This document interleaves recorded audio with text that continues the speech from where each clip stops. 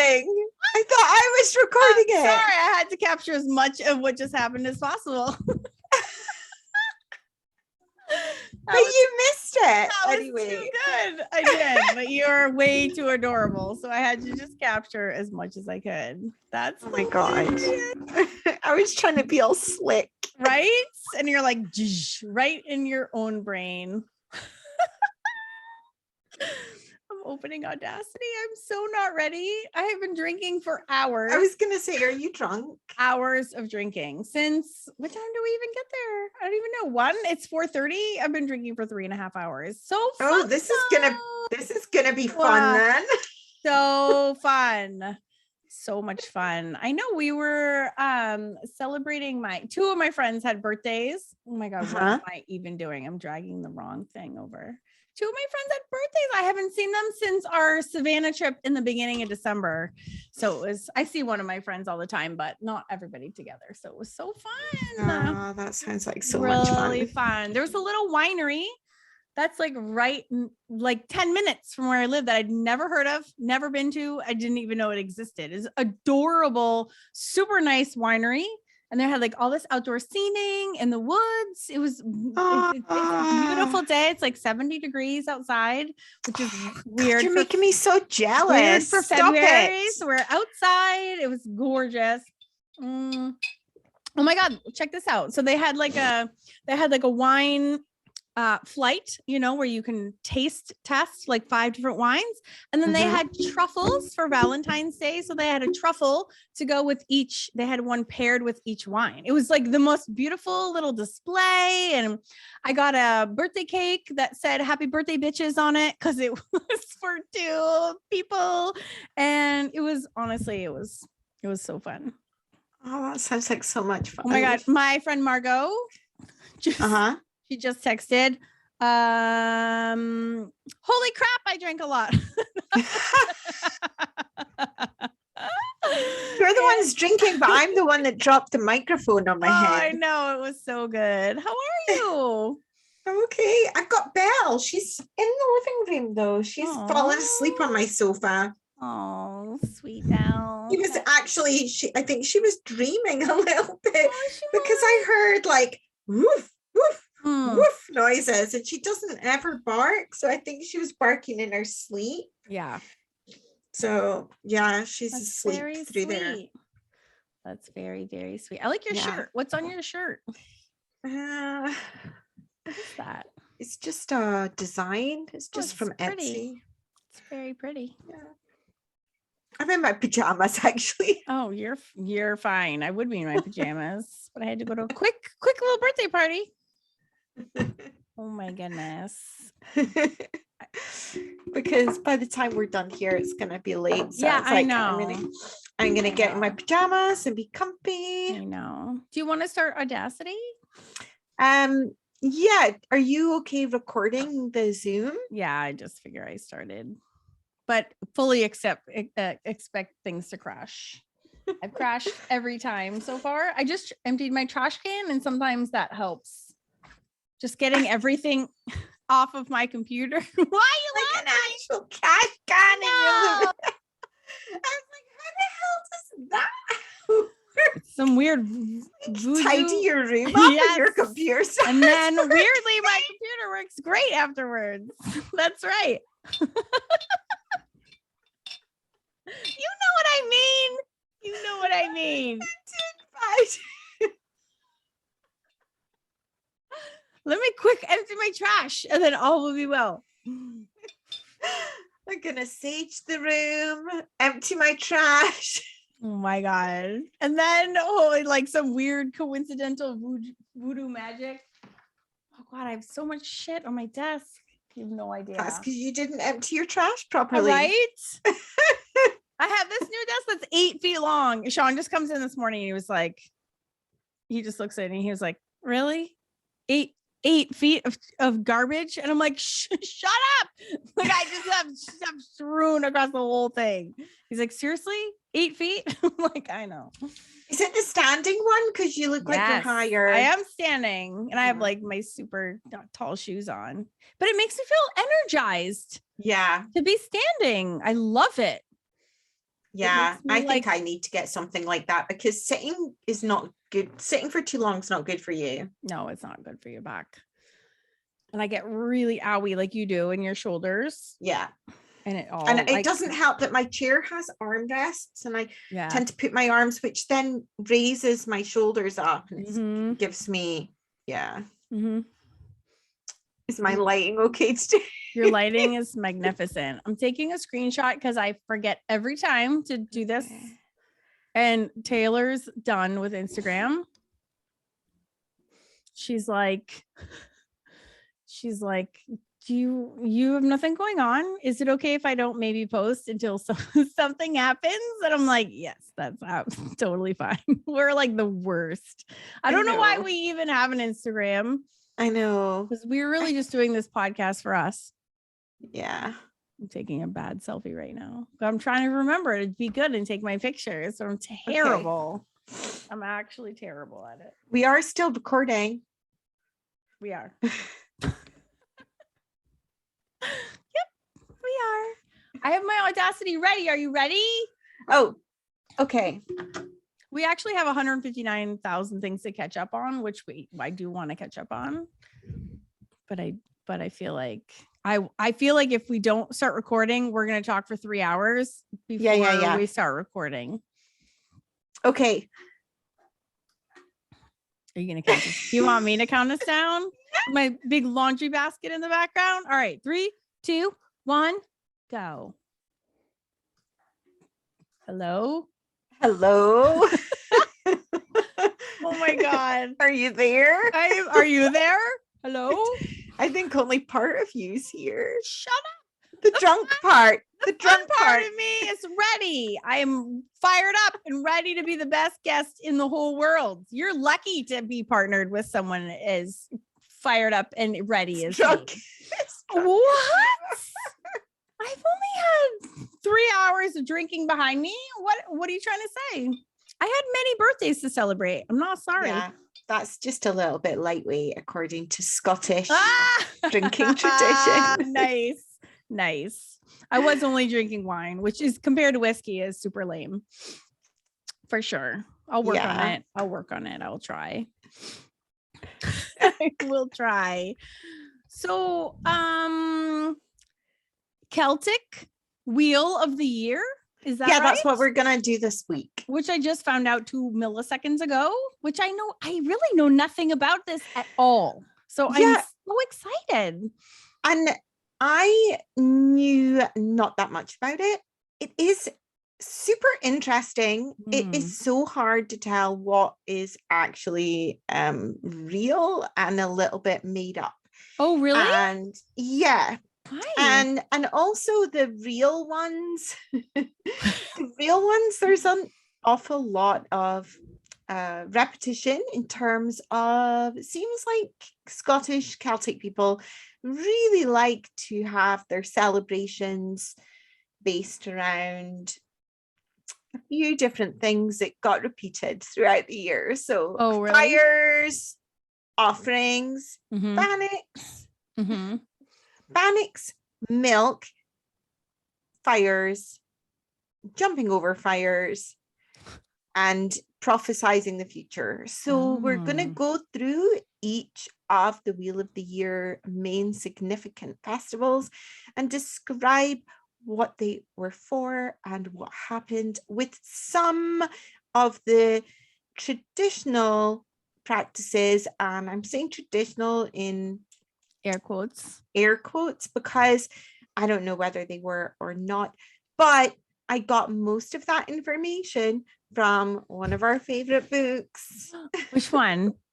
The Scottish Herbs and Fairy Lore. So if you hear me today, basically like 90% of what I'm going to tell you is from that book. Yes. So okay, that book is amazing. It's amazing. It's worth every $15 or whatever it is on Amazon. But can you very clearly say that title on the author? Because seriously, that book is good for a ton of reasons. Scottish Herbs. Yeah, this book is called Scottish Herbs and Fairy Lore, and it is by Ellen Everett Hotman. It is a super interesting book. It is jam-packed with so much stuff in it. So she goes through so many different chapters. She goes through the holidays and the festivals, which is what I'm going to talk about today. Divination, herbal medicine, the gods, the elements, fairies, farming, magic, all kinds of stuff. I'm not sure. I haven't really dug in deep. She does reference. She does do references to other books. So she must have researched her information. It's not just come out of nowhere. Right. Because I did look at a couple of other books I've got on witchy stuff that's got Wheel of the Year, and it's a very airy-fairy. It's all like this festival is all about white and white flowers and this and that, and it's all quite modern and Wiccan and witchy and isn't based in anything, which is why I reverted to the Scottish herbs and fairy lore, because she seems to reference what people did in the past, which was the thing that interested me. The only thing is I don't really know how much of it is actual true, but do we care that much? Maybe not. And can I just say I'm already super impressed with how studious and nerdy and academic you are right now. Well, I read one book for my research. I'm just saying you're coming across as being very knowledgeable right now because you're assessing your sources. So I'm very impressed, and I can't wait to see what this one book. Because you're drunk, Karen Campbell. Listen, I am a good judge of these things, whether drunk or sober. I know. I just appreciate you. And so I'm excited to learn more. I've done as much research today as you did last week for your castles episode. Listen, I researched a lot with that article from Steve. Thanks, Steve, so much. I would be nowhere without Steve. I gave him full credit. And also, did Steve reach out to you yet? Weirdly, no. No. Oh my goodness. He owes me. He owes me. I highlighted him the whole episode and I got nothing in return for that niceness. Oh my God. No, I know. Yeah. So the thing that really interested me was what people did in the past in these festivals. And there's a little bit of like muddiness because actually the name, the Wheel of the Year, is more of a modern mid 20th century Wiccan. So Wicca was a modern interpretation of witchcraft. I'm not going to go into it too much, but it was started by a few different people. One of them called Gerald Gardner, and they did this. I think what a lot of these witchy books that you get on Amazon and stuff now, rather than witchcraft, which is this modern interpretation of witchcraft and what they thought that pagans celebrated and what they thought, but it's all been kind of a little bit cleaned up and a little bit made a little bit more kind of witchy woo, that's the wrong word, but like more appealing to people now. And so actually the name, the Wheel of the Year, comes from them. And they were the ones that kind of organized it into this collection and put it together with what they thought was what the Celts celebrated. But it's really hard. I could have probably gone really in a deep dive of research and really tried to look back at what Celts celebrated in terms of festivals. It was really hard. I didn't. Sorry, I didn't do that. Oh my God, you're the worst. I'm just kidding. I never would have done it either. You're good. I know. I'm not at university at the moment, so I wasn't going to go that far. But it was interesting to me to learn that, because I didn't know that. I always thought, but then of course it wasn't, because the Celts didn't write anything down. So no one knows what the heck they did. Nobody knows. They really don't. That's why stone circles are still a mystery, because nobody really even knows what stone circles were for. No, they don't. Like, they've got guesswork, but they don't know what it was for. Right. Now, there is a Celtic calendar that dates from the 2nd century CE, which I think is Common Era. The Common Era, and it comes from France, but obviously there were Celts living in France as well, in Gaul. If you think about that cartoon character, what's he called? I don't know. There's a Celtic cartoon character. There's from Asterix and Obelix. They're Celtic characters from Gaul. Have you never heard of Asterix and Obelix? I don't, but Karen, you're so uncultured. I know, I am. So the Celts, so there are 2 branches of Celts. There are the continental Celts, which were the Celts that lived out with Britain. So they lived in Brittany, they lived in Gaul, they lived in that kind of area of France. And I think there was also some living in areas of Spain. I've got a funny feeling it might have been, trying to hark back to my Celtic cultures class at university, and I can't really remember, but I think it was that northwestern part of Spain. It definitely was Spain, because I know I was shocked to discover, reading those little teeny tiny history of Scotland books, that like the earliest people to come to Scotland were all from Spain, and I was like, what? I think that's why I love Spain so much. I must connect with it in that way, because of it's something deep inside me.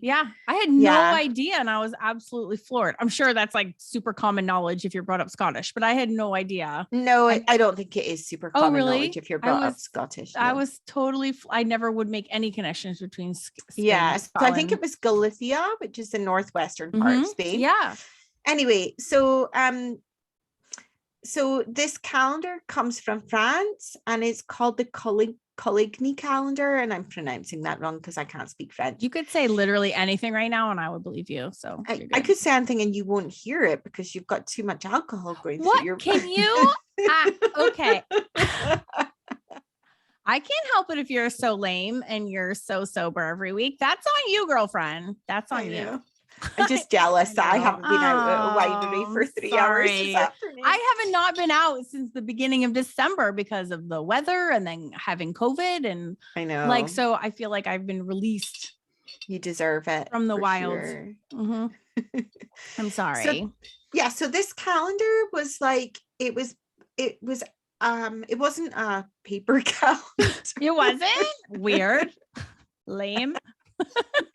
As far as I can understand, it was a big metal plate of some sort, but it was found all in like little fragments. And it was without wanting to try and go for a PhD in calendars and time, I didn't go into that too much either.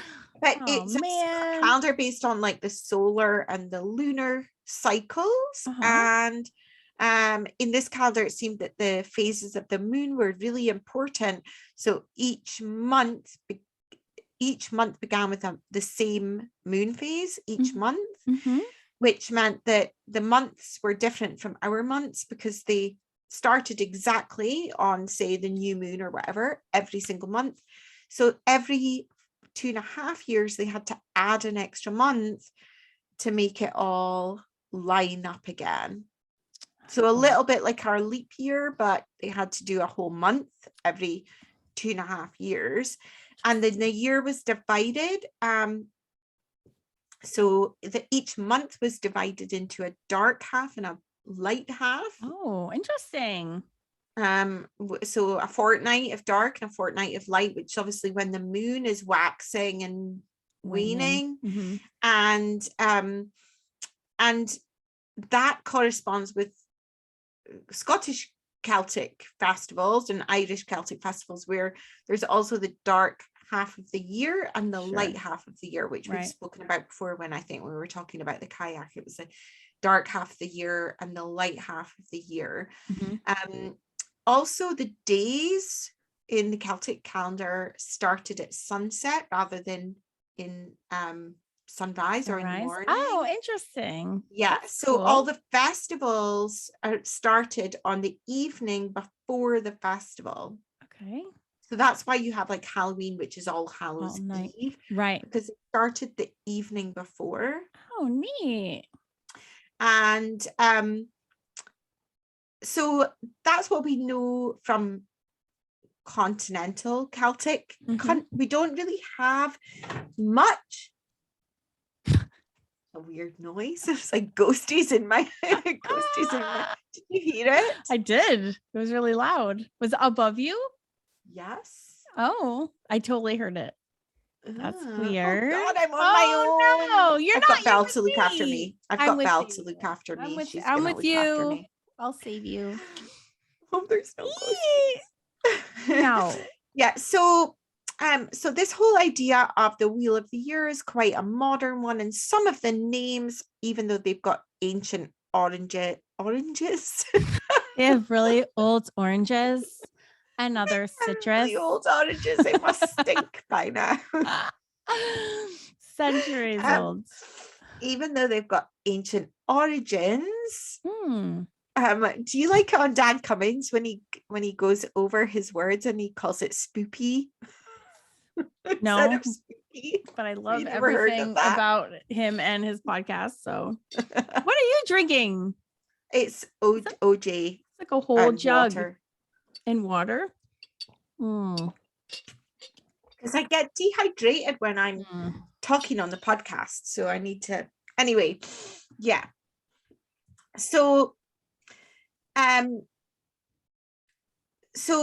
this whole idea of the Wheel of the Year that we see in all that lovely art, which we're also going to do with our art club, is kind of like a Wiccan, Gerald Gardner, 20th century, like 1950s and 60s.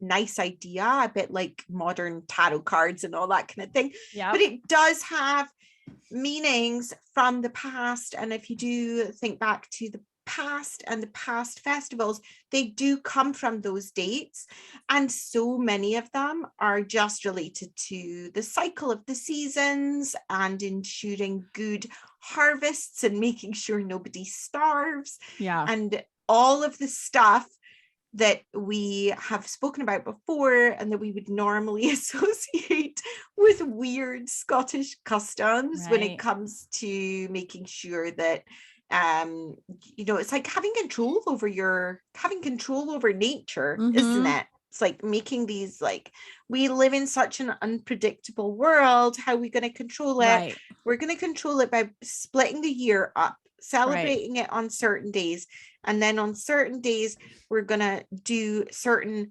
rituals and rites to make sure that the coming months are protected. Right. Well, I think also humans crave ritual. Yeah.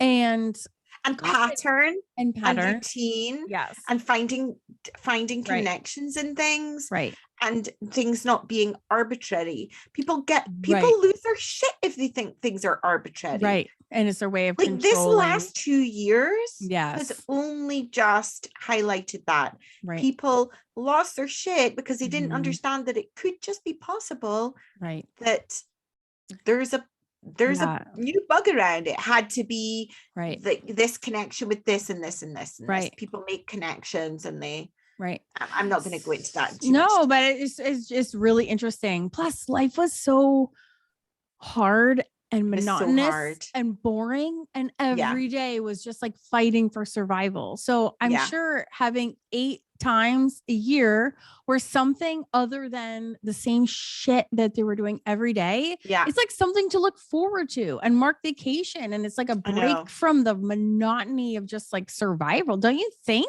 Yeah, sure. I mean, God, and a way to be allowed to let off steam. Right. So some of the things that they did, it was like a way of, because wait until you're here. There was a way of like letting off steam, but being allowed to do it because it was done on a certain day. So it wasn't just like being naughty, because you're supposed to, and everybody's like waiting and preparing, and you can all do it at the same time. So there's not like, that's fascinating. This is awesome. I'm going to go through all of them, and there's loads of little things that people did. So I'm going to speak about them quite quickly so that we can go. Okay. I will not interrupt you. I'm just going to be this awesome. You can interrupt all you like. Soaking it up. I don't know anything. I know nothing. So this is You do, because we've already covered one, which was Samhain.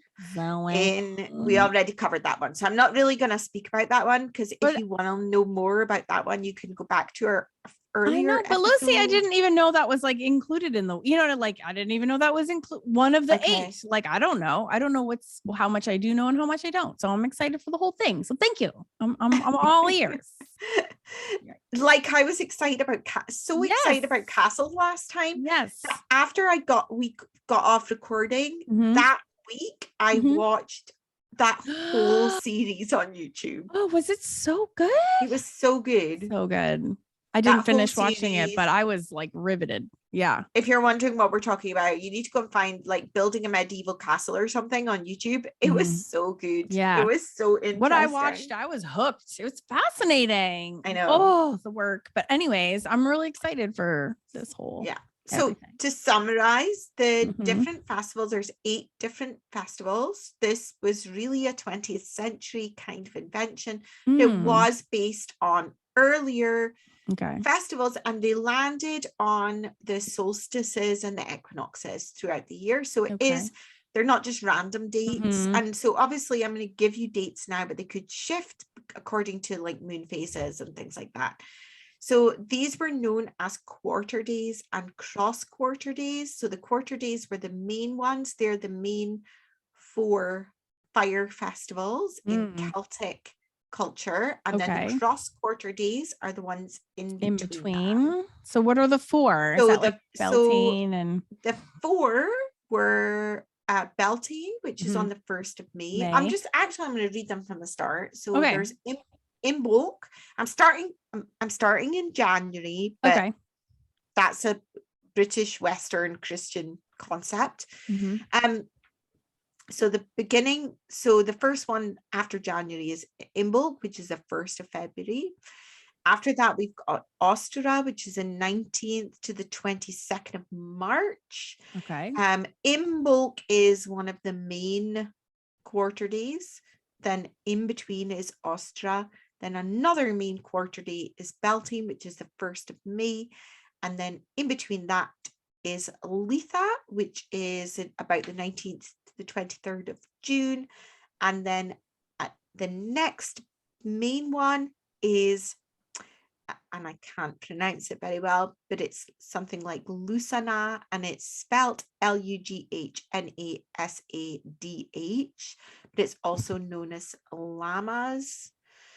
And that is on the 1st of August. And then we've got Mabon, which is about the 21st to the 25th of September. And then the next main quarter day is Samhain, which is the 1st of November. And then after that, we've got Yule, which is the 20th to the 23rd of December. Woo! Girlfriend. Good job. Yes. Yeah, I've got it written in front of me. I'm not reading that out of the top of my head. I'm in. And actually, I think nowadays these terms are a lot more common, because you do see it's quite trendy now. And I don't mean that. I don't actually mean that in a disparaging way at all. I mean that in a really good way. I feel like it's really good that people are starting to recognize these pagan, more ancient festivals rather than the traditional Christian ones, which don't necessarily resonate with everybody. Right. In Western culture, it doesn't resonate with me. I'm not Christian. It's quite nice to think about celebrating these more pagan ones. But the funny thing is that a lot of them were adopted by Christianity. So Ostra becomes Easter. Right. Samhain becomes All Hallows Eve. Right. That Yule becomes Christmas. Sure. It was much more of a melding between culture and religion than one coming in and wiping out the other. Exactly. They're like, it's we'll take what we like, can get. Like, we think you should believe this. But like, yeah, we can do it around this and time. You have a celebration right. on that time. So why don't we make that time the time for this celebration too? Yep. And you roll Easter eggs. And so what we'll say is that the Easter eggs were to do with the stone from Jesus's tomb, when actually the eggs have got nothing to do with that. They're a much more ancient. Right. And then you have I'm sidetracking, but I'm using that as an example. Sure. No, for sure. And then you have like the Easter bunny on top. We're basically like a hot mess of today. We're like a hot mess of everything that has come before us, and nobody really knows. Like, there's so many people that automatically do customs and traditions. Yes, and they have no idea where they come from. For sure, I know. Oh, that's how I was. Yeah, I mean, the more I know, the more I realize, what the hell were we even celebrating? like you do. I would say that 95% of Christmas celebrations have nothing to do with Christianity. Oh, for sure. I remember when my kids were really little and getting like all the Easter eggs and the chocolate bunnies and the bunnies and the Easter bunny is coming, and I'm like doing all of these things. And I remember sitting in my driveway, like hiding eggs around my yard, being like, what the hell am I doing? What am I doing? You're doing ancient Celtic traditions, like Karen. Like I know what I'm supposed to be doing because culture tells me that I'm supposed to be doing, but literally I don't know what I'm doing or why I'm doing it. And nobody questions it. My kids don't wake up in the morning and they're not like, Mom, this is weird. Why are we searching in the yard for eggs with candy in them? Nobody questions it because they're all so excited. Well, they're not going to question it because they want the candy. No, they have no idea what we're doing and nobody cares. We just all do it anyways. It's so weird though. If you take it all objectively, it's bizarre. It's totally bizarre. Humans are weird. We're weird. We do weird shit and we don't know why. Hardwired for tradition, and we don't. And if it's tradition, then you don't ask questions. You just do what you're supposed to be. Right? You have turkey on Thanksgiving. You don't ask questions. You just eat turkey. Like, it's so weird. And I think that's like, I've always questioned it. That's why I'm such a pain in my ass to my parents and like the current society. Cause I'm like, I don't want to have a turkey on Thanksgiving just because everyone else tells me, like, I don't feel like it. But it's like, oh my God, you're what? You what? You're not what? Like, it's this big drama. Like, it's so bizarre. It's like brainwashing of millions of people at the same time. It's just tradition is such a powerful force and we're not thinking about why we're doing these things. And also we've connected them to other festivals now, that have come down through the church, but actually the thing that we're doing is not connected to that. It's connected to something a lot more ancient. Yeah, right. Which that is the cool part. It's like, that's why I'm excited for today's episode, because I'm like, let's go back to the actual roots. Shall we bring some of them back? Yes. Well, let's wait until you hear what they are. Very aggressive. What am I signing up for? You're supposed to like hatchet a sheep and eat its cold, bloody heart or something. Oh no. What am I signing? Oh no. What am I signing up for? There are maybe some that you might want to do, actually. Oh, okay. I'm all ears. I can't wait to hear them. All right. Here we go. Unashamedly taken from you go. That's such a good book.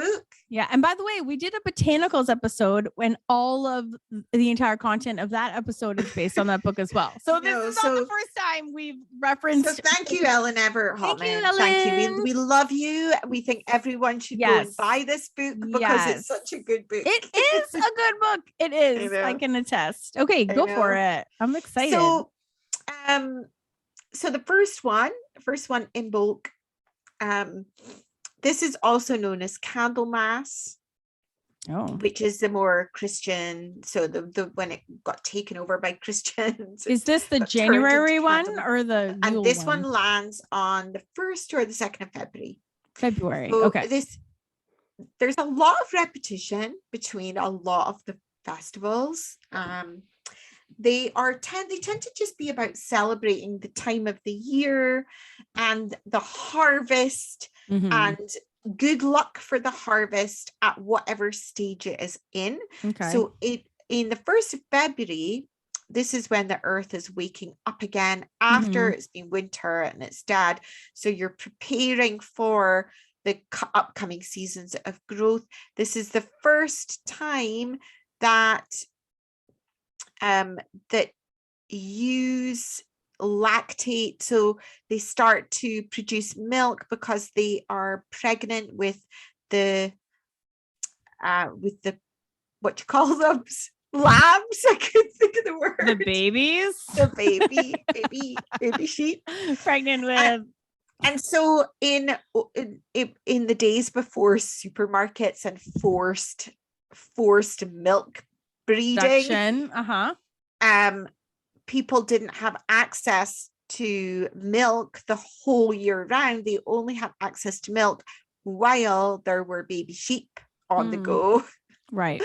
And so it was quite important. So people celebrated that, which is why we see so many rituals, I think, to do with leaving milk.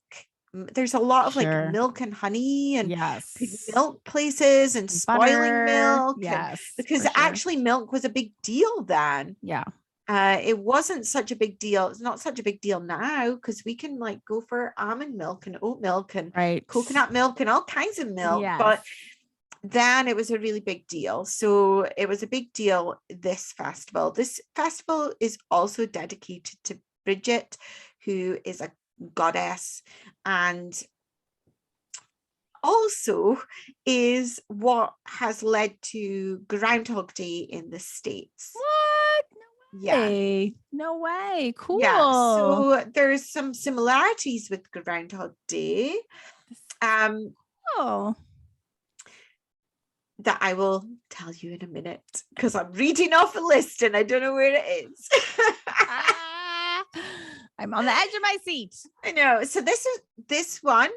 So on the quarter days was when rents had to be paid. So if you've ever watched Outlander, there's episodes in Outlander where they go around and they collect the rents. And I think it's connected to that's the practice of going. The laird would go and collect the rents at certain times of the year, and it would be the quarter days. So the festivals, I think, really probably must have come from all the villagers would like get together in the same place to pay their rents. So they would have a bit of a party at the same time, and then it would morph into we're having a party for this time of year and all the things that they did. So this was a quarter day and they paid the rents. So here are some of the things that they did around the time of Imbolc. You may or may not want to recreate some of these next year. I'm in. What do we do? So women and girls would decorate a straw doll made from the last sheaf of the harvest. Okay. So they harvested.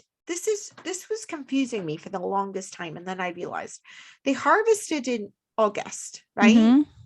And a lot of the rituals have to do with the sheaves of corn from the harvest, whether it be a new sheaf of corn, the brand new sheaf of corn, or the last one. So this is like they've eaten their way through all their stores of food, right? And they're about to start sowing again. So it's like a period, like a down period where like food stores would be low. So they also have rituals that are according to that. So they take a lot of it is to do with the luck and producing luck. So with this one, they take the last sheaf of the harvest and they decorate it and make it into a straw doll. There's a lot of straw dolls and they're called Kern Dolls in some places in the book. And you need to go on Google now and Google Kern Doll, K-E-R-N. Hold on, I'm on it. K-E-R what? Holy straw doll. It is like something out of a horror movie. Wait, what is it? Kern Dolls? Kern. K-E-R-N. Yeah. Doll. Oh God. All right, I'm literally Googling it right now. Ooh, I'm already scared. I'm It's like looking at something out of a horror images. movie. Ew. Oh, ew. Yeah, so I don't think they would have been like that in 15th century Scotland, but what they basically Ooh. are is like a human form. It's a bit like voodoo in a way. Ew, they're humongous. Some of these are humongous. Yeah, but I think they're modern. But it's like a human form made out of straw, and then they put big as clothing. the whole No, they're humongous. It's like something out of the Wicker Man, isn't it? It's creepy. I bet that's where they got the idea in the Wicker Man, actually. That's really creepy. Yeah. So in Imbolc, they would make a straw doll from the last sheaf of the harvest, and they would decorate it with flowers and stuff like that. They would dress it in white, and it was called a bride, Bridget, and bride, the words two intertwined, and they would carry this bride around the town from door to door, and then they would put her to bed in a bed of rushes by the hearth. And then they would put a stick of birch in the doll's hands, which symbolized magical power to soften the weather. So you want the weather to start getting nicer at this point, which it never bloody does in Scotland. Not in February. Yeah. Snow in April. For sure. And then the next morning, they would examine the ashes in the hearth to see if the bride had left a footprint. And if they don't see a footprint, I don't know in what universe you would see a footprint unless someone snuck in the middle of the night to do it, or the fairies did, possibly. If there was no footprint, you had to leave an offering, which could be like a chicken or something, and that has to be buried where 3 streams meet, because we like to do things complicated in Scotland.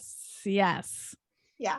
That is bizarro. So then they would have a party in the village with food and dancing, which actually takes place in every festival. Oh my God, right? It's like 8 times a year. Yes. Like let's music, get drunk. food. Yes. Music, food, fire. And dancing. Yes.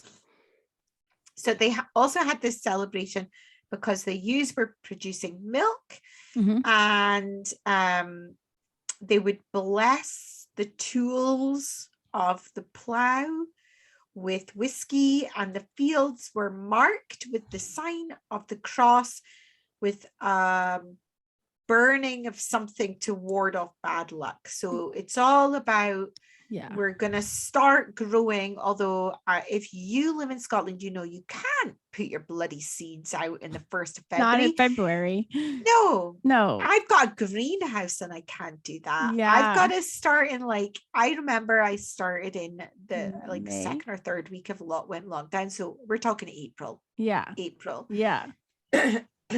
So I'm sorry, ancient Scots, but you're a little bit premature with your... Yeah. They're just wishful thinking, though. I'm sure they're... Although maybe it's different if it's like barley or something, because I'm talking tomato plants and cucumbers and stuff. So they would cook some feasts for the festival out of milk, and then they would read the weather for bad or good omens. So if there was good weather, it meant, weirdly enough, that winter would continue for longer. This is the links to Groundhog Day. If a hedgehog or a snake came out from its den, it meant that winter was leaving. Yes. But I thought there were no snakes in Scotland. Yeah, we've got adders, but that's really weird because I've never seen an adder in my life. Right.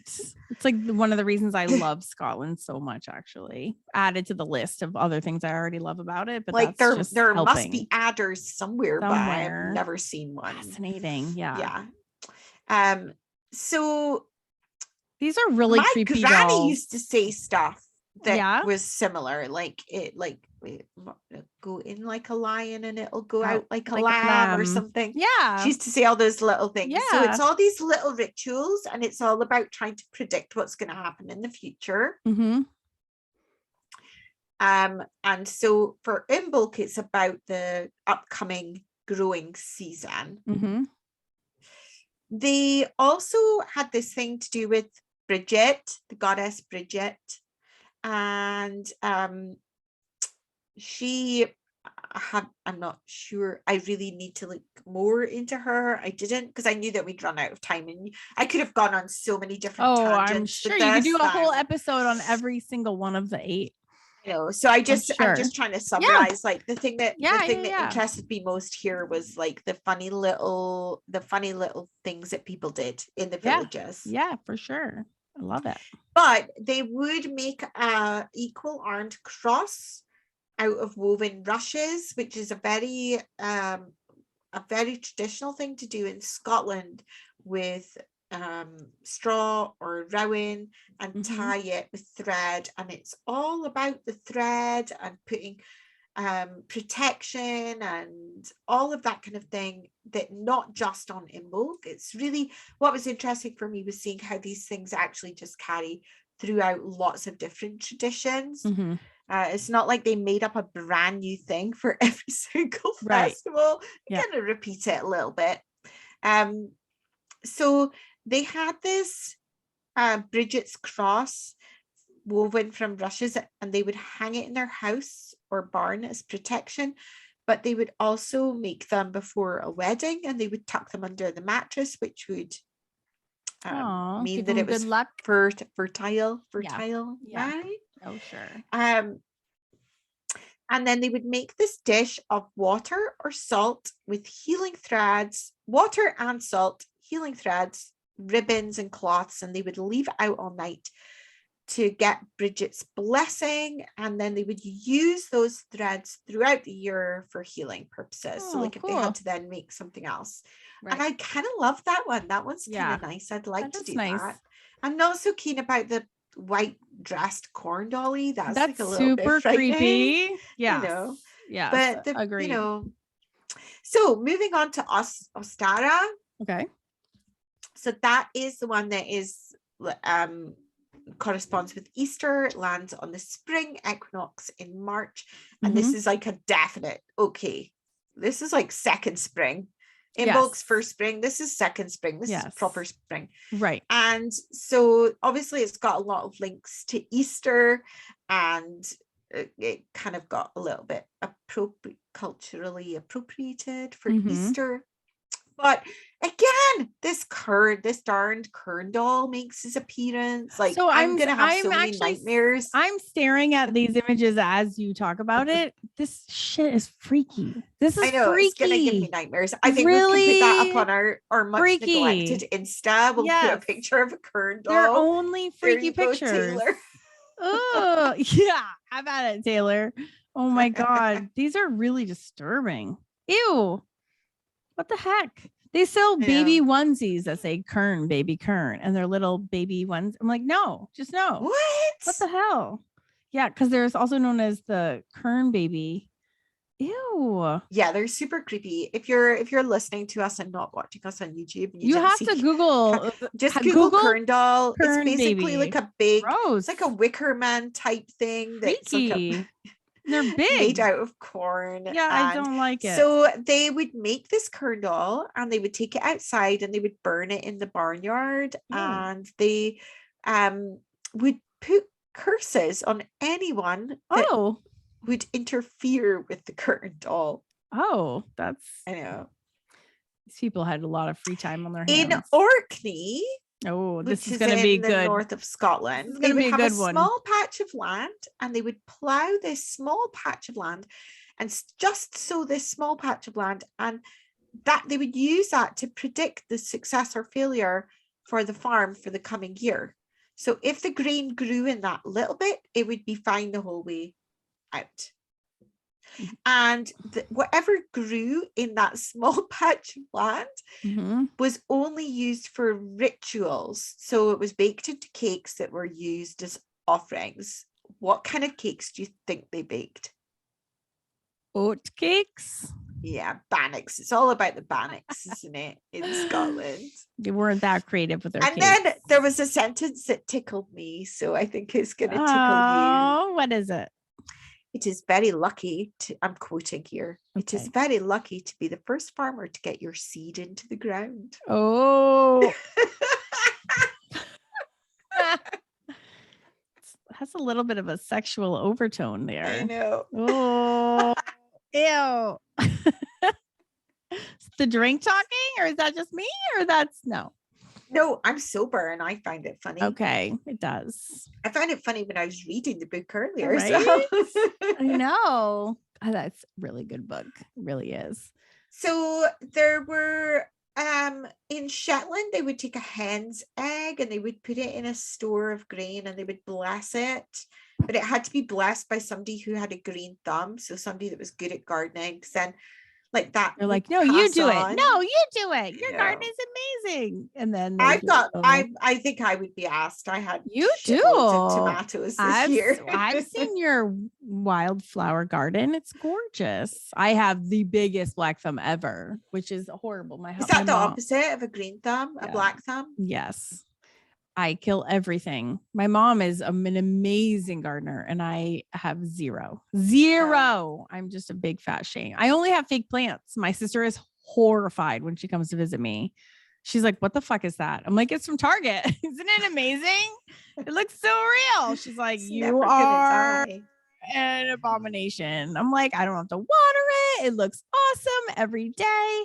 But I do admire anyone who can grow anything. Yeah, there's also I think there's also the superstitious Scot in me. Yeah, there's like the superstitious Scot in me because I've got a money plant that a friend gave me last year or the year before. I bet it looks awesome.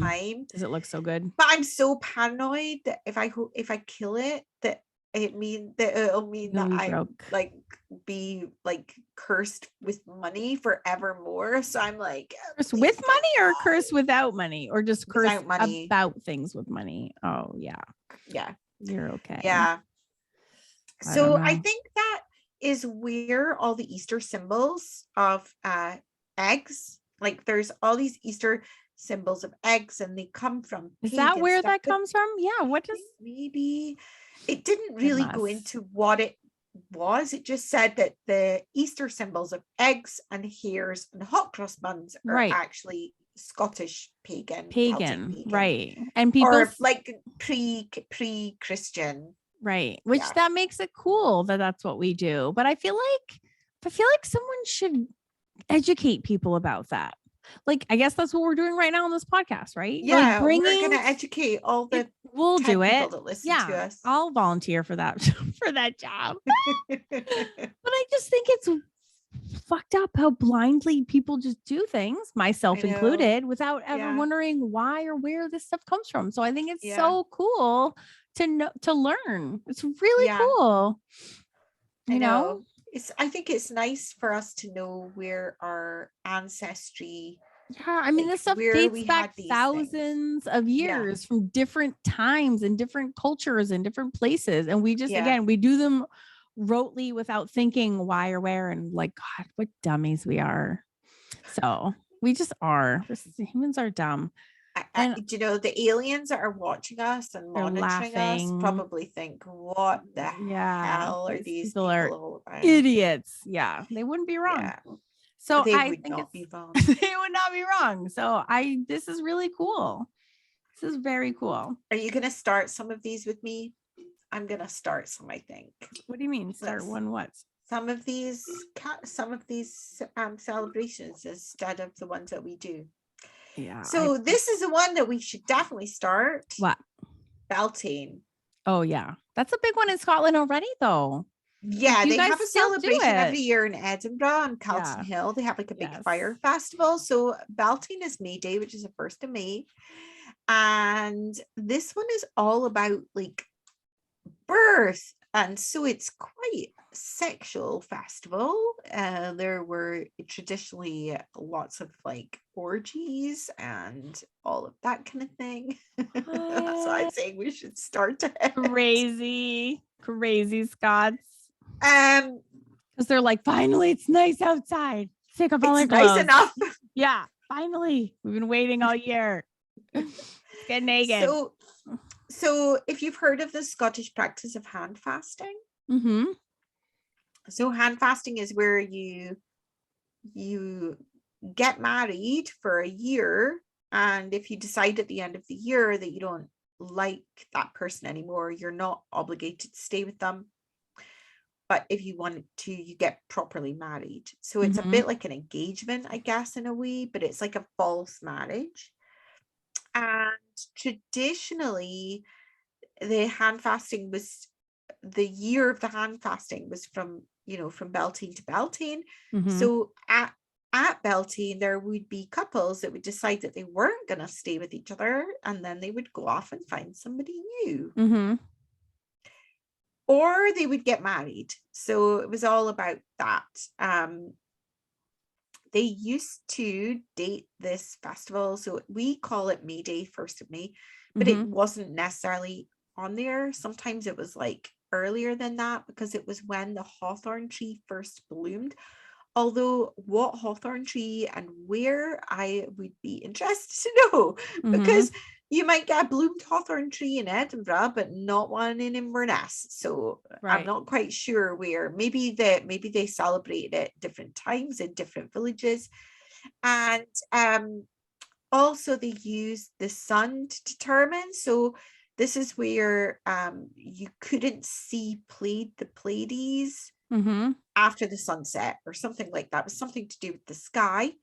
So Beltane's a fire festival. And so they would have big bonfires. They would light these big bonfires, and they would extinguish their hearth fires, a bit like they did in Samhain. We spoke about it in our Samhain episode. They would extinguish their hearth fires, and then they would get torches with the bonfire, and then they would light their hearth fire from the bonfire, which is like a luck thing. They'd bake some bannocks. They would divide the bannock up. So they'd bake a huge bannock. They'd divide it up amongst how they'd cut it into pieces. So say there was like 30 people at the festival, they'd cut it into 30 pieces. They would blacken one piece with charcoal. They'd put all the pieces into a hat. And then whoever took out the blackened one had to jump the fire 6 times. 6 times. Yeah. Of course. 6. Why 6 times? I don't know. I have no idea. And apparently in some festivals, when they did the jumping of the fire, how high the person could jump over the fire would determine how high the crops would grow. So it was like another way another way of like prophesizing. Oh my God. I can just see a bunch of like drunken idiots like, no, I can do it higher. And they're like trying and trying and trying. And it just goes on. And it's just like ridiculous. And all the women are like rolling their eyes like, here we go. It's all the teenage boys, isn't it? It's all like it's all the men, 20-something boys. Right. And all the women are like, oh, here we go. Like, it's just going to be what it is. It is what it is. When are we getting our orgy? Yeah. That's a lot more fun. Or maybe they've been hand fast for a year, and then they see their guy like acting like an idiot, jumping the fire, and they're like, okay, my mind's made up. I'm not sticking with him. I'm gonna go for that one over there because he's a lot more sensible. Or he can jump higher. Right. Oh my God. It's so random.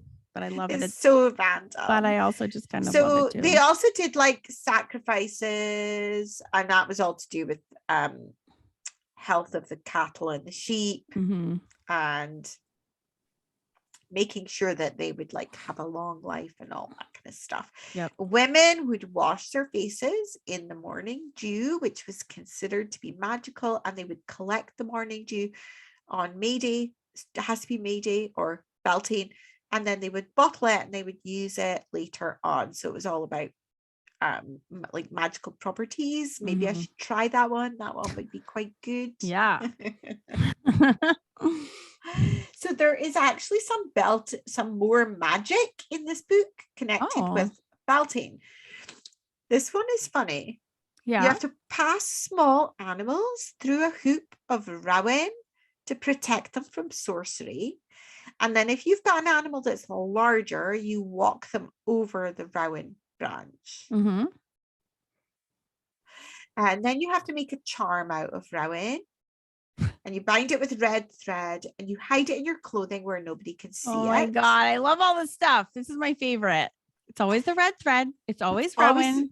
Yes. I know. Yes. I love it. Couples were encouraged to go and have sex out on the land where it would make it fertile. So by having sex somewhere out in the countryside, because it's by the 1st of May, it's kind of warm enough. Probably you're not going to get a cold bum. Take a blanket with you. Mm-hmm. Take your kilt. Wrap yourself in your kilt. Sure.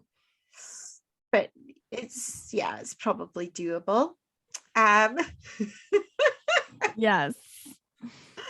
And by that, you're going to get your crops growing really well because you're making it fertile. You just made it fertile, literally by making it fertile because you're fertile. Fascinating. And then they would get this man dressed in women's clothing, or Karen,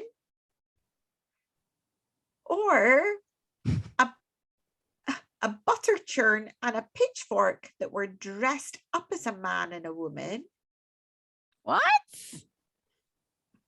That's weird. And they would parade them through the town. I know. I feel like it's easier just to go have sex on your land than to dress up a gardening tool, and have a parade. I know. I think the sex on the land is probably more enjoyable, popular. Than dressing your tools up. And does that mean whoever's parading their tools didn't have anyone to go sex? They're like, those are the people that maybe they did both. Maybe they paraded the tools and then they went to have sex. They paraded the tools, they jumped the fire, and then they went to have sex. Sure. Just do everything to ensure. They probably did whatever they could. I know. That's all they had going on in their whole lives. Out of this book, it might be that they did some things in the Highlands and some things in the Lowlands and some things in Shetland. She doesn't really go into that because it's not super academic. So we don't know. Take it with the grain of salt. Right. Ladies and gentlemen. What? It's not literal. Crazy. So the next festival, I'm firing through them because it's a long one, is Litha, which is the summer solstice, which is 20 to 23rd of June. That's midsummer. It's the longest day of the year. And it's really similar to Beltane, kind of. You've got to climb a hill and watch the dawn. And when the sun appears, you've got to raise your hands up. Catch the rays. Sounds lovely. I want to do this. Catch the rays of sun in your hands, and then everyone kisses, sings, and dances, and has a breakfast feast and lights a fire. Doesn't that sound like the most awesome festival ever? Yes, it does. Yes. We should bring that one back. I mean, I usually do stuff with my friends for summer solstice. Yeah. Didn't you last year? Last year you went to a stone circle. Remember? Yeah, you did. You told me about it. Did I? And it usually involves a fire and alcohol and dancing and music. So we're carrying on the traditions. No, I remember you told me you went out in the middle of the night and you did a stone circle. That was winter. Oh, it was? Yeah, I swear that winter solstice. In my head, I was thinking it was summer. So, anyways, I'm jealous of any time you get to go to a stone circle and do anything like this. I know, but summer solstice usually is me and some of my friends, and we will. Much alcohol is consumed. We stay up very late. We dance to music, have a fire. So it's we're being very Celtic. I love that so much. I love it so much. I know. And the thing is that in Scotland, summer solstice, it is really light. I was going to say, it must be light till midnight? Is it light till midnight? Yeah. 11? Usually. And then maybe there's 1 or 2 hours of darkness. And then it's semi-darkness. And then it starts getting light again. Yeah. So cool. Yeah.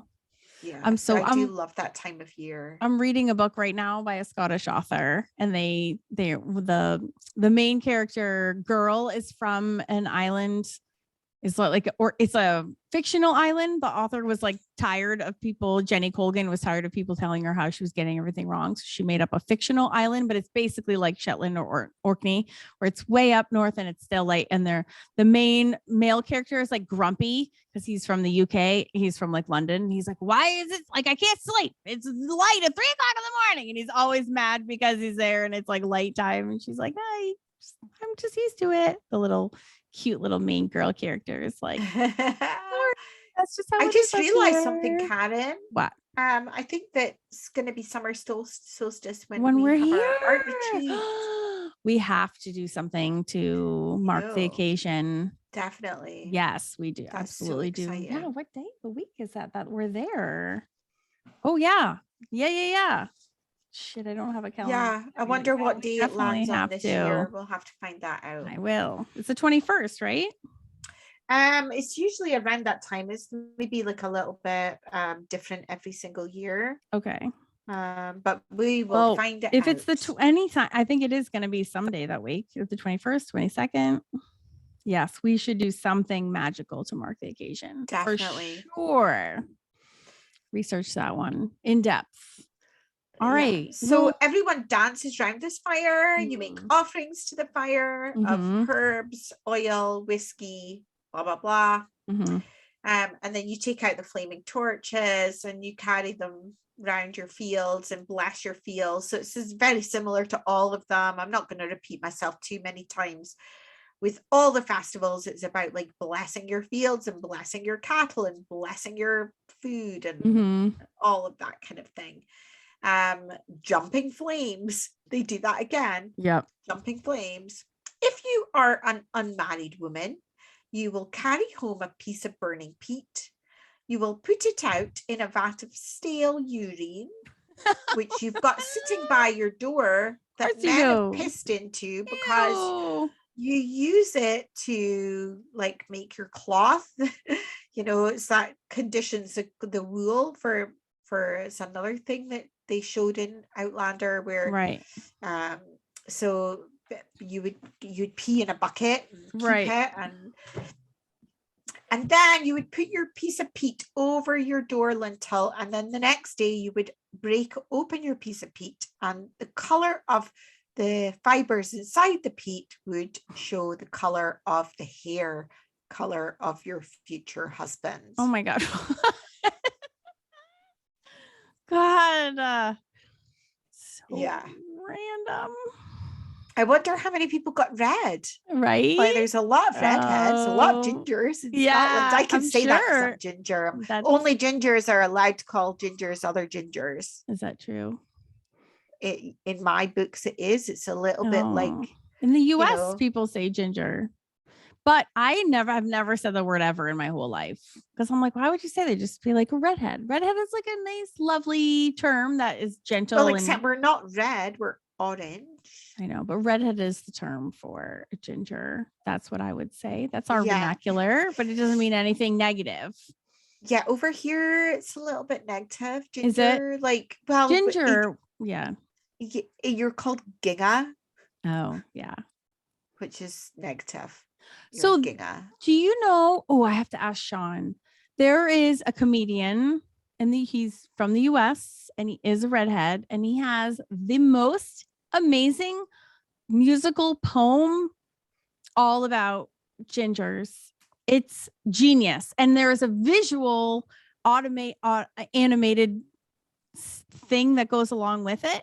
I have to share with you. It's literally genius. Wow. I don't think I've seen that. It's an American. Oh my God. I have to actually ask Sean right now.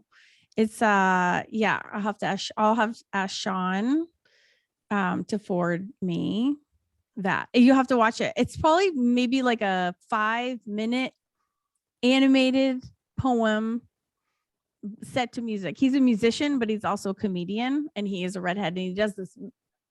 It's not Tim Minchin, is it? Oh, I think it is.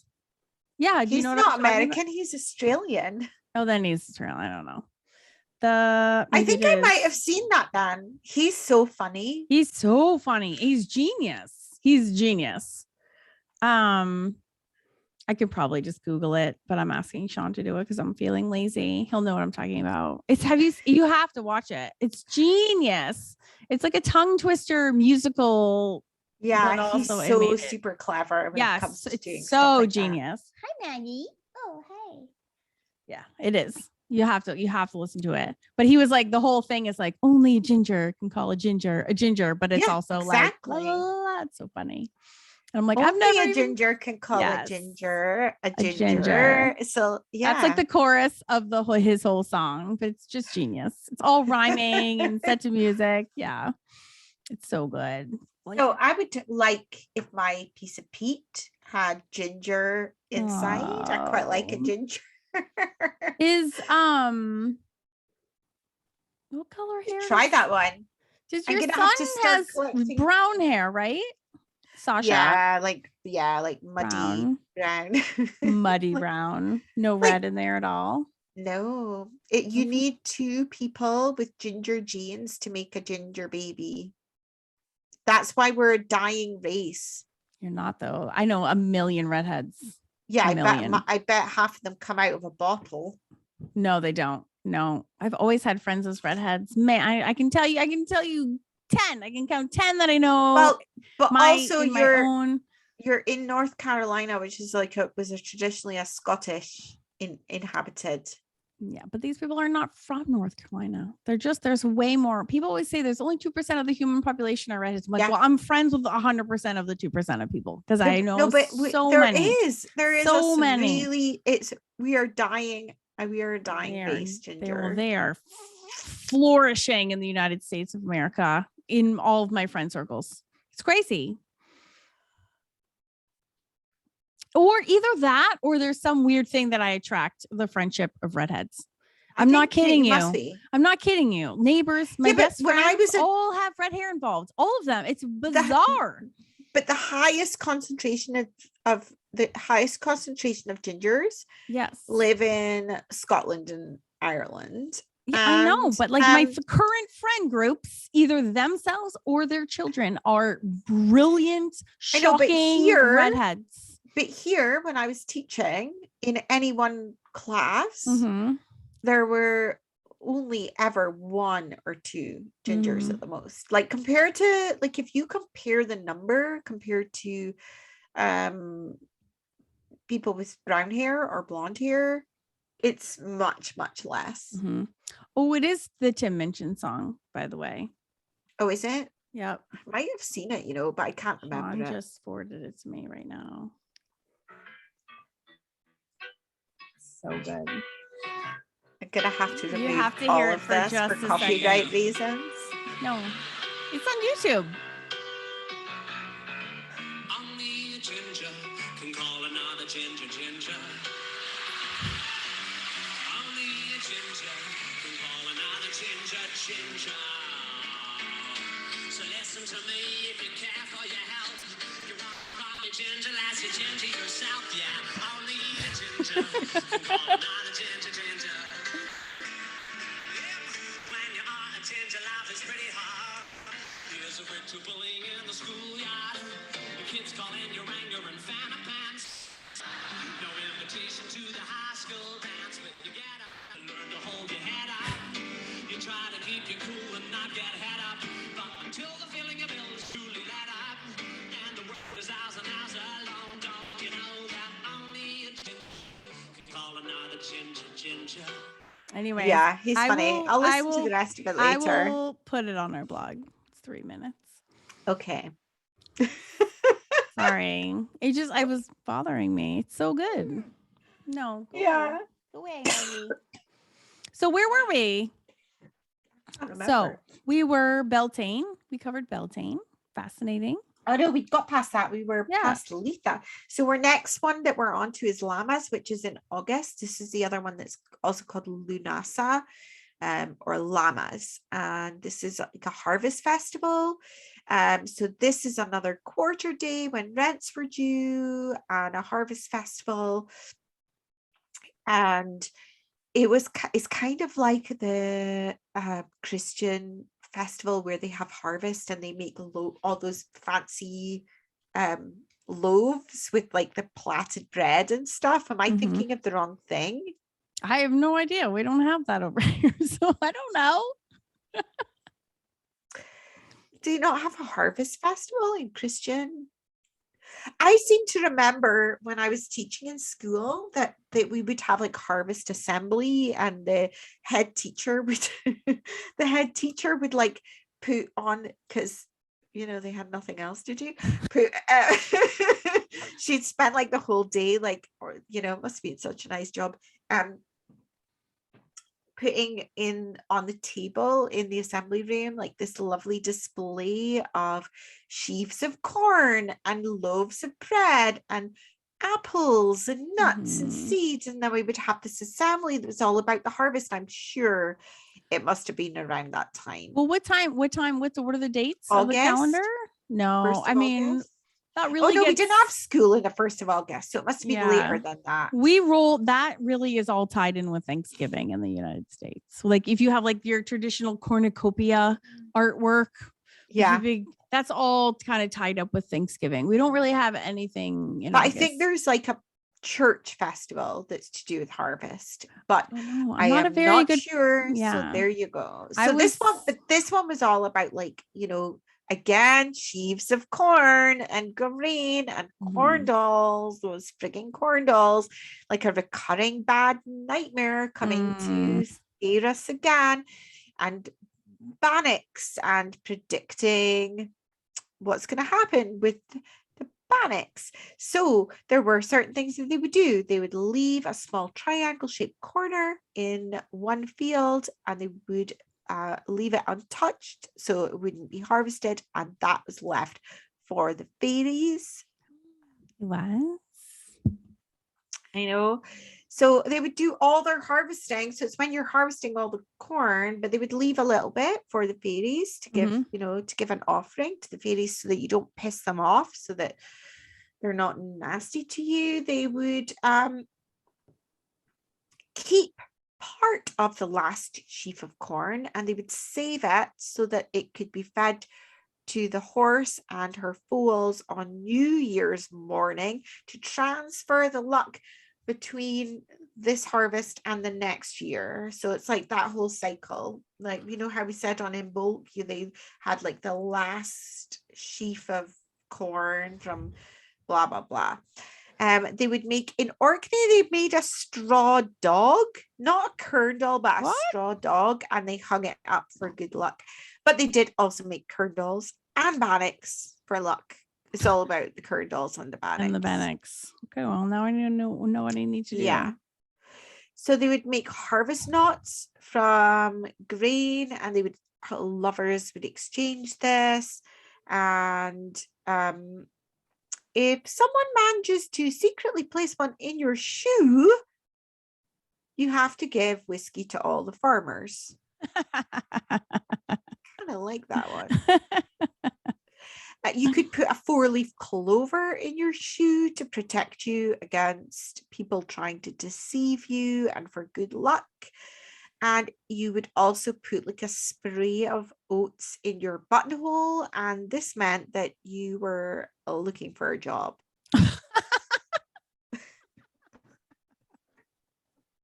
All right, noted. Got it. At least you don't have to say anything. You just sport your sprig and you're good. You just walk into the shop like, I know. and then they're like, "Oh, you're looking for a job, I see." And it makes you realize what little they had then, because nowadays, if we had all these rituals nowadays, it'd be like, well, on this ritual, I'm going to have this thing from this store, that blah, blah, blah. And then on this ritual, but then it was like literally every single friggin' ritual. Right. Oats, grains of corn, bannocks, milk, whiskey, like that's about it. Right. So people just didn't have anything else. No, they really didn't. Oh my gosh. During this time, Karen, you could couple up with someone at the fair, because there was always like a festival for llamas, Lunasa, you could couple up with someone, but you could couple up with them just while the fair was on. So you didn't have to commit. You could just have A little fling. one night festival fair. Exactly. Nice. Oh my gosh. No. So if you want to like have a little bit of a rendezvous, Beltane, Lunasa, there you go. There's your 2 times of the Nice. year where you could do that. And the cutting of the first grain was super important. So what they would do is they would get the head of the clan. He had to remove his hat, put this hat on the ground, face the sun, cut the first sheaf, twirl it 3 times, diesel round his head, of course, while turning on his heel, singing a song in praise of the harvest gods. Of course he did. Of course he did. Did you like my little? Well done. I did. Your reenactment. Yes. Yeah. Oh my God. I wonder if like they didn't do it right, if they got shit from like the villagers. They're like, no, you're going the wrong way. Like, did they all know? Did they all know this? But you can also see the fine line between these and witchcraft accusations. Oh, yeah. Because it's very easy then, if like they get a crap harvest, to blame somebody for not doing the ritual that would provide them with a good harvest. Right. And then they could then say that person didn't do it on purpose, which was witchcraft. They could be like, they're on purpose. They did it. I don't know what the opposite of diesel is. What is the opposite? Diesel is like counter diesel. I've no idea. I actually don't know. Yeah, that's a good question. I don't know. One of them is widdershins, but I don't know what that is. I don't know. You know, they could say, oh, if they did it the wrong way around, they did it on purpose because they wanted to curse us. So therefore, that person's a witch. Which because it's all happening. These aren't Celtic things from the year 500 because we haven't got a written record of that. Right. These must be things from like the 1500s. And right. It's written down by the priests who they're the ones who recorded all of the Celtic. Everything that we know was written down by the priests who came in, who like superseded them. And then they were like, holy shit, this is all what's happening. And they like documented everything. So also if they're writing it down, then there's like an element of like these people are batshit crazy. And this guy is standing here and this dude's in the corner like taking notes. Like this is fascinating. It was probably like this one account that got written down, and like I wonder if like no one else did it anywhere ever, and they just maybe the clan leader in that village was like fucking with him, and he's like, maybe he had dementia. I'm gonna take my hat off. And then some guy writes it down as fact. This is what happens during every single festival. And some folklore person, because I bet some of these, if we were going to go even further back in our facts, come from like the George Gregerson Campbell type books, the folklore in the Highlands books of those early folklore collectors who were going out in the 1800s and they were observing things that were happening then that people had brought down from like the 1700s, 60s. So it could just be that Uncle Tom up in in Glenkindie or whatever decided to wave the corn round his head because he thought it would be fun. Right. Oh and my it's God. written down and it's forever. This is always what happens. Ever Hotman's book. That's what they did in Scotland. Every single time for centuries and centuries. But wait, no, it was actually just one dude, one time. I know. But it's kind of cool though. No, it is cool. And it's very much in line with everything else in that book, which has really cool, very specific little rituals about all sorts of things, right? And the rituals are very specific and they are all connected to whiskey, bannocks, milk. Yes, and witchcraft. And twirling 3 times to seal and reciting things. So it wouldn't surprise me if it took place in more than one place. I know.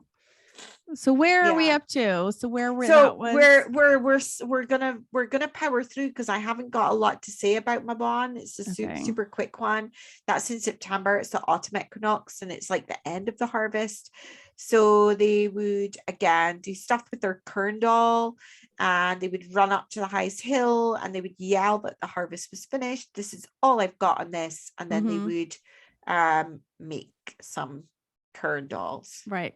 Again, because you've got to scare those village children. You gotta make some really creepy dolls. You've got to scar them for life. They're terrifying though. Seriously. And then if they are not suitably scarred for life, your next festival is Samhain, which we did discuss in a previous episode, so I'm not going to go into it, but that is basically our modern Halloween. So it's all about your ancestors, dead, thinning of the veil, all of those, and that takes place on the 1st of November or hereabouts. And we have a whole episode the on that. start of the dark part of the year. So Beltane is the start of the light part, and Samhain is the start of the dark part. Right. And that is like the split up. And then you follow that one on with Yule, which is our modern day Christmas. So that is our winter solstice. It's around the 20th to the 23rd of December. And there's quite a few interesting things that they did. I couldn't think of the word there.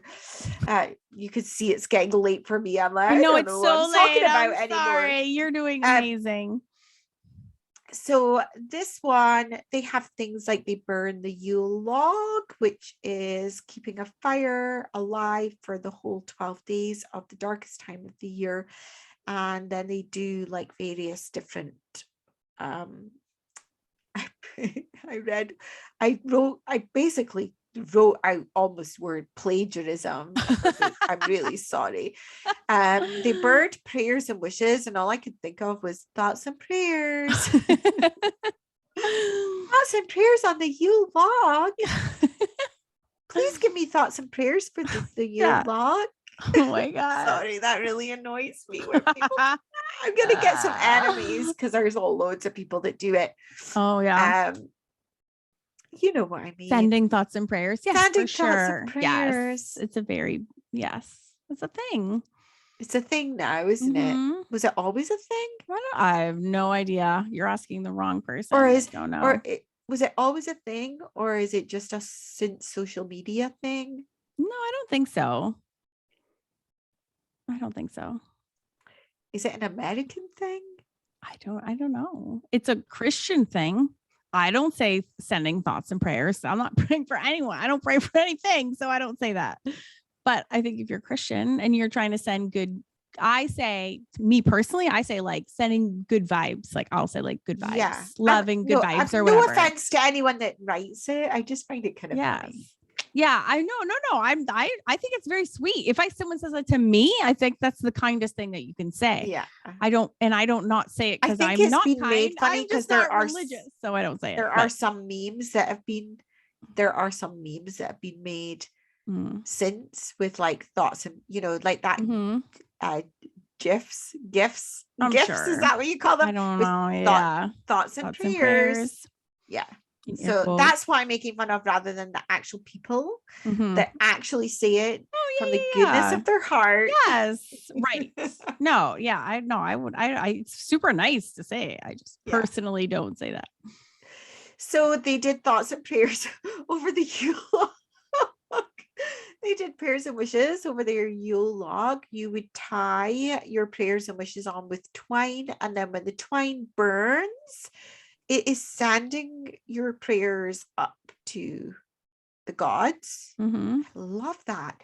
Kissing under the mistletoe, according to Ellen Everett Hotman, comes from Norse gods, a Norse tradition. Cool. So much of what we do at Christmas has got absolutely nothing to do with Christianity. Kissing under the mistletoe, the Yule log, and then decorate your house with evergreens is all about eternal life during the darkest time of the year, and it's also like a pagan thing. So using holly, pines, evergreens, and everything else is dying, but these things aren't. So you take them in and it's just showing. But the other cool thing is that it is creating a safe place for nature spirits tents and babies to seek shelter in. Cool. I Don't love you that. Yes, of course I I do. know. Maybe I should take in more evergreens into my house during winter and not just put fairy lights up and have a fake Christmas tree. Oh, well, fairy lights are nice too. Yeah. I like it. So during Yule, which lasted for about a month from the 12th of December for starting on the 12th of December, you were not allowed to card wool or spin wool during this time. You were allowed to knit, so you could knit, but you were only allowed to knit up until the evening of Yule, and then you were not allowed to knit again until 12 days after Yule. So all those knitters that spend their Christmas holidays knitting, you're right out. And I could think of a couple of Facebook friends of mine who naughty knitters love to spend their naughty knitters that love to spend their Christmas holidays knitting. Busted. Stop knitting. You are doing the naughty thing. God knows what kind of, maybe you caused COVID. You want what bad luck did you bring upon us? That's a lot. Caused COVID by knitting. No. That might be a stretch. Just saying. No, I'm overreacting. And I have a recipe for a really cool, I can see you want me to pee, so I'm going to talk quickly. Am I correct? No, well, now you brought it up. Now I'm thinking about it. I was actually really good. I thought you were doing the pee. No, trust me. That's when I hold up my sign. I haven't. No, don't worry. I would let you know. Okay. There's a really cool recipe. You might want to follow this. This is nice. One of the nicest sounding Scottish recipes I've ever heard. So instead of bannocks, because bannocks you get at every other bloody festival, excuse my language. At Yule, you get something called flummery. Flummery.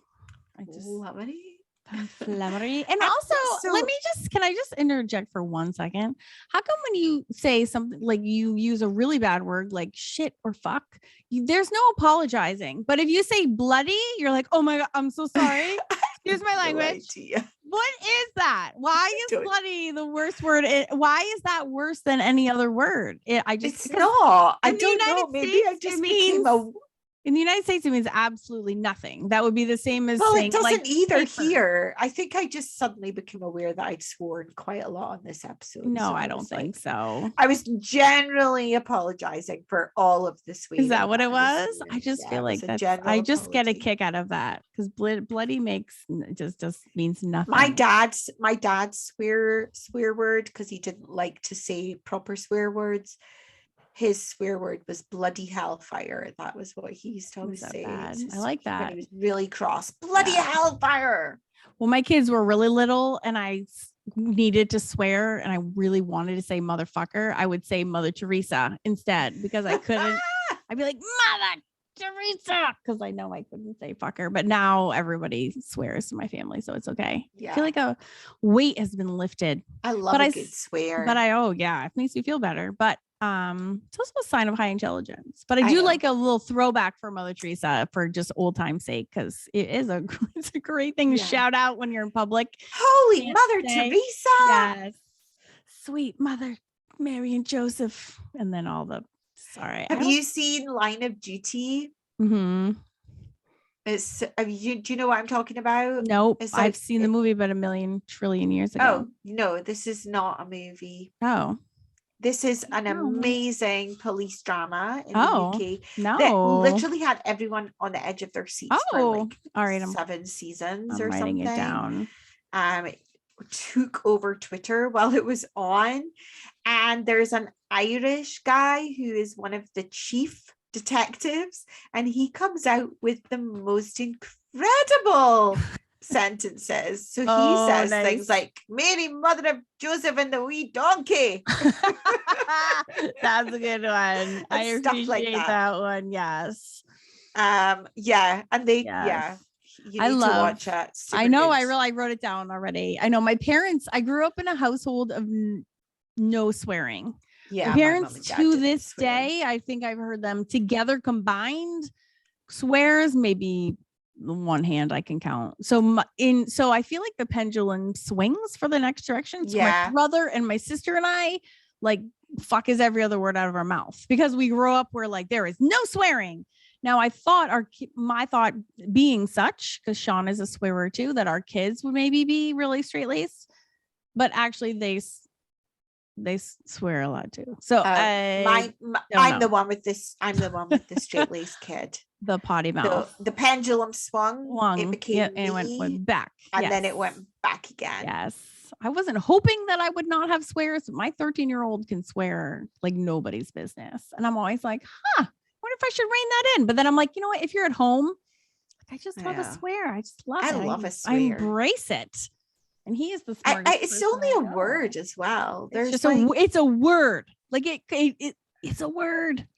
It just again, nothing. Humans are weird for some strange reason. Saying one word is more worse than saying another word. I know, and I just feel like everyone who can actually stomach us up to this point probably feels the same way, or else they would have stopped listening like 37 episodes ago. So it's fine. I feel like they hear what we're saying. Yeah, but it's literally just words. It means nothing. Just has no impact. They're just silly little words. I'm a little proud of my little baby son when he swears. Actually, I'm like, oh, good job, killing your swears. You're fucking killing it. Yeah, you're fucking killing it. And I think the art of swearing is knowing when it's appropriate and when you cannot.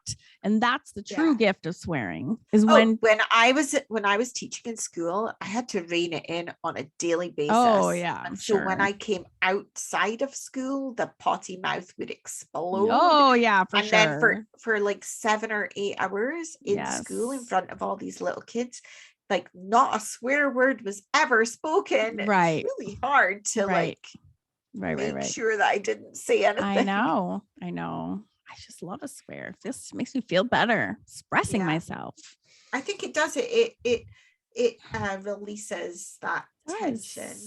Yeah, I feel very no wonder I'm so relaxed. I'm not sure there's a Netflix I'm sure there is show on like the history of stuff, and one of the episodes was swearing. And it was super interesting. Maybe I'll do an episode on swearing. I actually am this little pad of Swearing paper in Scotland that I'm writing notes on a paper. This is one of my girls that works for me. She got me a pad. I just opened it. I didn't want to write on it because I love it so much. This little blue pad of paper, and it says "Soul of a mermaid, mouth of a sailor." That's what she got me for Christmas.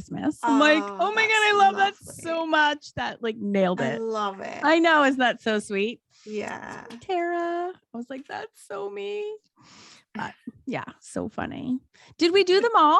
Did we miss any? Yeah, I'm just gonna give you the recipe for flummery because you might want to cook it next time you're cooking. Yeah, I cook all the time. It's so yummy. It sounds so yummy though. Okay. 1/3 of a cup of almonds, sliced almonds, 2 ounces of oatmeal, 1 cup of heavy cream, 4 tablespoons of honey, a cup of whiskey, 2 teaspoons of lemon juice, and 1 to 2 cups of berries. I think this is kind of like Cranachen. I don't know. So that sounds good. Yeah. Oh, cup of whiskey. That's a lot of whiskey. So what you do is you toast the almonds and the oatmeal in a pan. Mm-hmm. This is basically Cranachen. I don't know why it's called flummery. Maybe it was called flummery before. Mm-hmm. You put that aside. You whip your cream. You warm your honey, but not too much, just so that it goes runny. You fold the honey, the whiskey, and half of the almonds and oatmeal and half of the berries, plus the lemon juice into the cream. So you fold it all in. And then you put it in, I'm losing my voice. You put it into some like serving glasses, and then you put the rest of the oatmeal and the almonds and the berries on top. Doesn't that sound friggin' delicious? Divine. Yeah. Oh my god. Yeah. 8 billion calories and delicious. I know. The heavy cream. Oh my god. Yeah, that sounds delicious. Yes. I wonder if we can get our cooks to make it when we're in the castle. Well, yeah, I bet. Yeah, I wonder. It's like their overnight oats that they make every day. Yeah, I think it's basically just Kranichen. I think it's just an older. My voice is so croaky all of a sudden. It's because I've been talking for so long. Yep. We're wrapping it. We're at an hour and a half already. This is pure content. We didn't even shoot the shit before we started. Yeah, I think it's basically the same because the main ingredients of Kranichen is whipped cream, whiskey, honey, raspberries, and oatmeal. So it's basically the same. Where would you order that? Where is that? Can you get that at a restaurant? I want to try it. Yeah, I'm going to show you a photo. Okay. It looks frigging delicious. Kranichen is lovely. It sounds I think the only difference so is good. that Flummery has almonds as well, which Kranichen doesn't. Okay. And lemon juice. I don't think Kranichen has lemon juice, but look how delicious it is. Yeah. Oh my. That looks like a layered cake or something. Yeah. It looks delicious. Oh my God, it's making me hungry. Yeah. I have eaten my dinner tonight because I knew that we were going to be late. Yes. Sorry. Yeah, so that is basically the Wheel of the Year. So when you see depictions of like when you Google Wheel of the Year and you see all of the wheels, the circles depicting the images for each one, is there like I could answer this question myself by going and looking at these images, but is there like one symbol or something that represents each one, or is that just artist interpretation? I think it's artist interpretation. Okay. Yeah. So just getting romantic with like the notions of each. So because some of it is a bit more modern. So what some artists will interpret are there are certain colors or trees associated with each season, and they'll have those, or like for Ostara, there would be like the egg and the hare, for example. So the different things, the sheaves of corn, all those kinds of things that would be associated. But I think they're definitely artist interpretations. Got it. Well, I'm gonna look after we hang up. I'm gonna go look at some of them because I've seen some before, and there are some gorgeous artist interpretations. Definitely. And speaking of artist interpretations, when this podcast is released, we're recording this for February 12th. Will probably be released maybe the 14th. Doors to the Celtic Collective will be open, by the way. They'll be open the 14th to the 21st of February.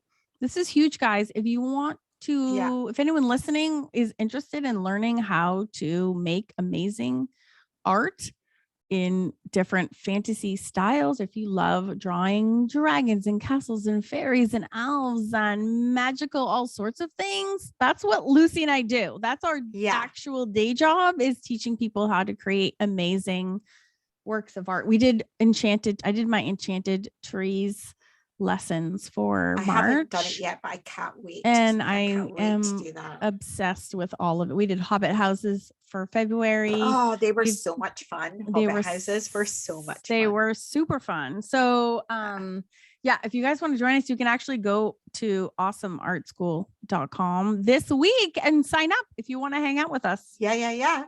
And if you leave it too long, then you snooze and you lose. Doors close. So come and join us. And at least you can learn, you can go and learn more. If you want to see all of the projects that we do teach, plus past episodes, and our YouTube channel is there, and all of our fun t-shirts and naughty t-shirts and swag, you can go to our website, onescott1knot.com, and check out everything there. But that is, also, if you have something magical that you want to share with us, or a ghost story or fairy lore or something in your life that is conversation worthy, we would also love to hear from you. And we can either be a guest or we can read off your stories. But I feel like we're due for like a guest episode or some stories. So please share with us. We would love to hear from you. I would love to read some. I would love to talk to some more people too. So we've been where our new schedule for 2021 is every other week versus every week, because we just are so busy. But we definitely have room for some guests. So if you guys are interested, for sure, please go to onescott1knot.com and let us know. Thanks for remembering to see all that, Karen? Because I always forget all that stuff. For sure. For sure. And thank you for a great episode, Lucy. That was fascinating. I know nothing. And I think it's so fun if we can time some of our episodes with some of these time periods. I think it just makes it more interesting. And I just love all of it. So thank you for all your research. I really appreciate it.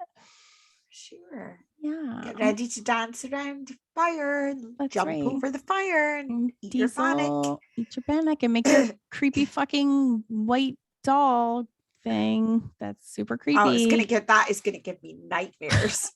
No, don't Google Kern doll at night when you're about to go to bed. Whatever you do, you'll never be the same again. But thank you guys for listening, and we'll be back soon for another episode. I'm gonna do a fake creature because it's been a while. We've taken a really long break. I was thinking that we haven't had any I'm going back stuff for a while. Yeah, I'm coming back. So that's what I'm gonna do next time. But thank you guys for listening so much. We will see you again soon. Bye.